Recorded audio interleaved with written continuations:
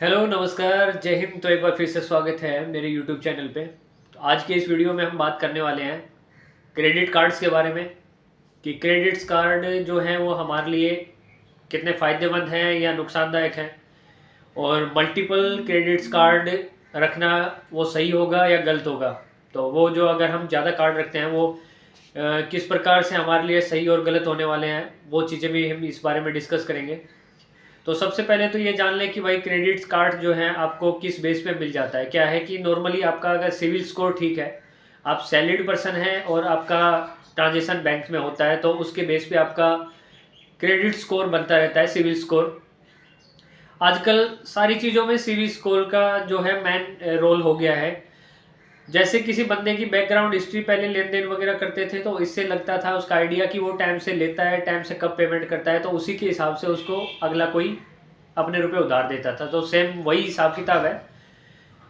अभी एक civil centralise जो है क्रिएट हो जाता है। जितना भी आपके कितने भी लोन्स चल रहे हैं, कितने भी क्रेडिट कार्ड चल रहे हैं, आप कितना ट्रांजेक्शन करते हैं, वो सारा जो है उसके ऊपर में बिल्ड होता है। मान लो आपने एक क्रेडिट कार्ड ले लिया, टाइम से आप अपना रेगुलर पेमेंट कर रहे हैं, ठीक है, तो टाइम से पेमेंट कर रहे हैं तो आपका जो सिविल है वो इंक्रीज होता जाएगा। इंक्रीज होने से आपकी एक हिस्ट्री क्रिएट होती रहेगी, और उस हिस्ट्री के बेस पे जब दूसरा कोई भी आपको लोन देना होगा या कोई क्रेडिट कार्ड लेना होगा, तो उसके बेस पे आपको इजीली, अगर आपका रिकॉर्ड अच्छा है तो दूसरा क्रेडिट कार्ड मिल जाता है। अब कई लोगों की ये प्रॉब्लम आ रही होगी कि उन्होंने कभी कोई क्रेडिट कार्ड लिया नहीं, तो उस बेस पे जब वो अप्लाई करते हैं तो रिजेक्ट हो जाता है, मिलता नहीं है। उस कंडीशन के लिए बता देता हूँ आपको करना क्या है कि आप ऐसी कंडीशन के लिए एफडी बेस्ड क्रेडिट कार्ड ले सकते हैं। एफडी यानी आप स्टार्टिंग में कोई ऐसा क्रेडिट कार्ड बनवा लें जो आप फिक्स डिपॉजिट मिनिमम जितना भी अमाउंट करेंगे उतने के बदले में सेम उतने लिमिट आपको मिल जाएगी। जैसे आपने 10,000 रुपये की एफडी करवा ली, उसके बदले में वन कार्ड है या आईडीएफसी बैंक भी है जो दे रहे हैं। ऐसे बैंक हैं कुछ जो एफडी के अगेंस्ट में आपको क्रेडिट कार्ड दे देते हैं। तो आप एक छोटी सी एफडी करा लें, उसके बदले में सेम अमाउंट का आपको लिमिट मिल जाएगी, क्रेडिट कार्ड बन जाएगा।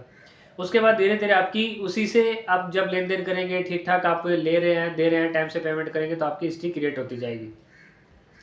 तो ये तो था जो नया बनवाने के चक्कर में है या जिनका नहीं बनना करके। अभी क्रेडिट कार्ड फायदेमंद क्यों है?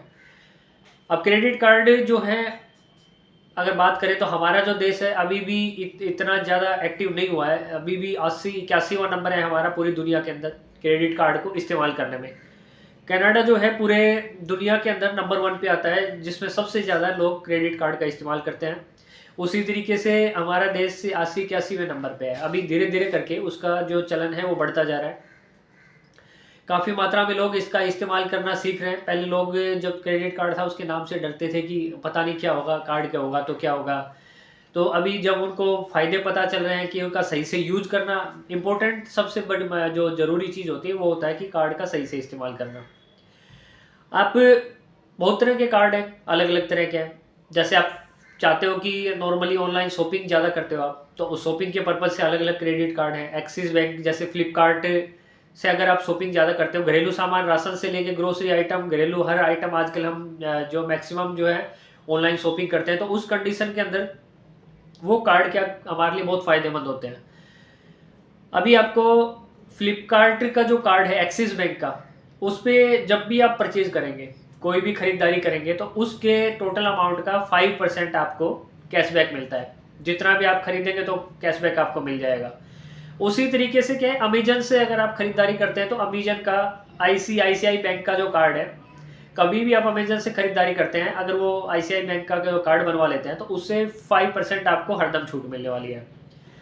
एक्सिस बैंक का इंडियन ऑयल बैंक जो है, इंडियन ऑयल पेट्रोल पंप का कार्ड है। अगर आप लगता है कि अपनी गाड़ियाँ रेगुलर में सबके पास गाड़ियाँ हैं, आपका हर महीने में पेट्रोल भी यूज़ होता है, तो उसके अकॉर्डिंग आप अपना पेट्रोलियम कार्ड बनवा लें, जिससे आपको अच्छा खासा कैशबैक मिल जाएगा। बहुत सारे कार्ड के ऊपर अलग अलग ऑफर होते हैं। कोई हमें कैशबैक के रूप में तुरंत दे देता है, कुछ कार्ड्स ऐसे हैं जिनके ऊपर पॉइंट मिलते हैं, वो पॉइंट को हम चेंज कर लेते हैं। उस पॉइंट को रिडीम करने के बाद में आपको बहुत सारे ऑफर मिल जाते हैं, वोचर मिल जाते हैं फ्लिपकार्ट के, या पेट्रोल के वोचर मिल जाते हैं, एक्सिस के मिल जाते हैं, या अलग अलग तरीके। आपको आइटम खरीदना है, इलेक्ट्रॉनिक्स आइटम कुछ भी खरीदना है, कोई बात है, तो वो आप वो पॉइंट को रिडीम करके वो आइटम आप ले सकते हो। ये अलग अलग क्रेडिट कार्ड के फ़ायदे होते हैं। अब बात करते हैं मल्टीपल क्रेडिट कार्ड की।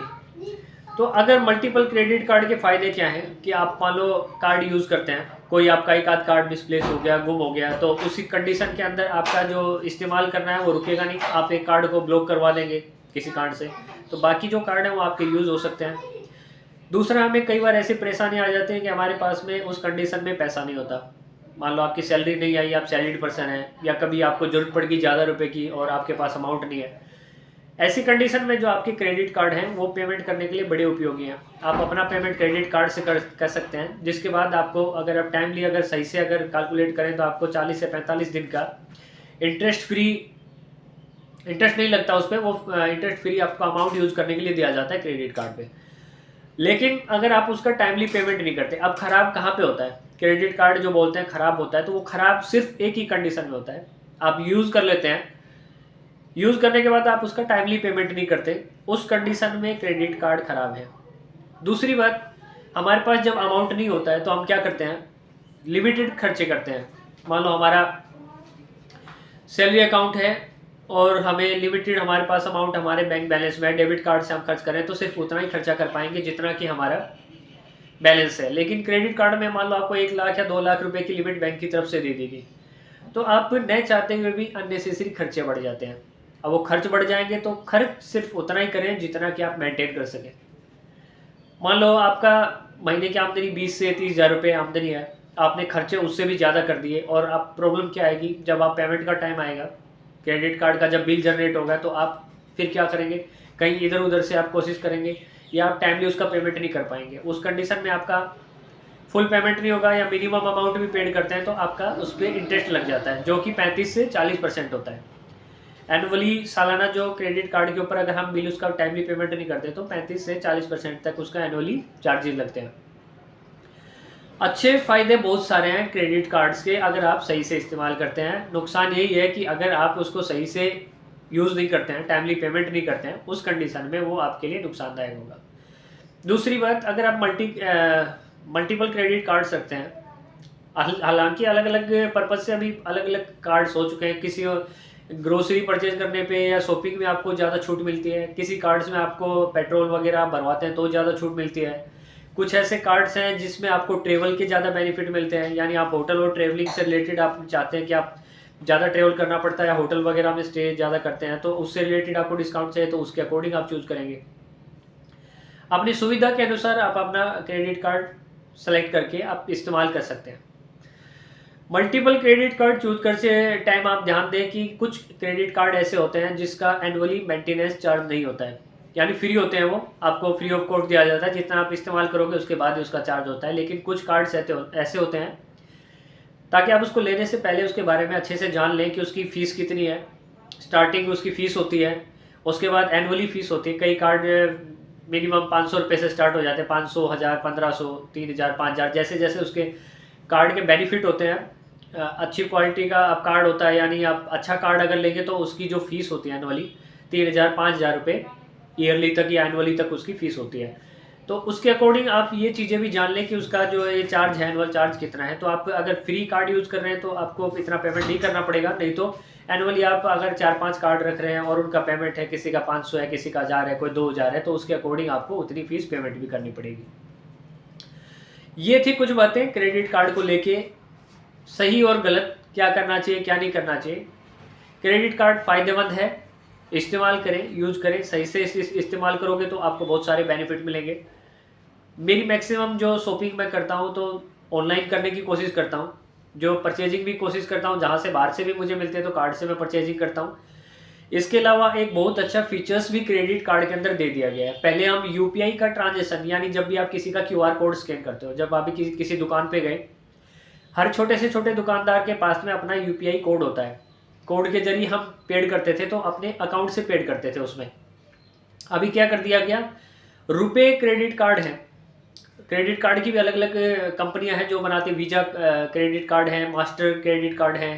उसके बाद इंडिया का जो रुपए क्रेडिट कार्ड है, अगर आपको रुपए क्रेडिट कार्ड मिल जाता है तो उसका एक और बेनिफिट मिलता है, आप उसको फ़ोन पे, क्रेडिट पे, किसी भी आप ऐप से उसको आप कनेक्ट कर सकते हो।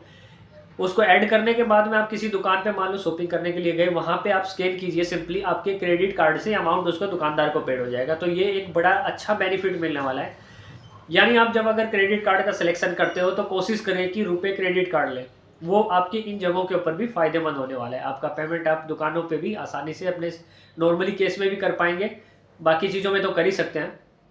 ये कुछ बातें थी क्रेडिट कार्ड को लेके।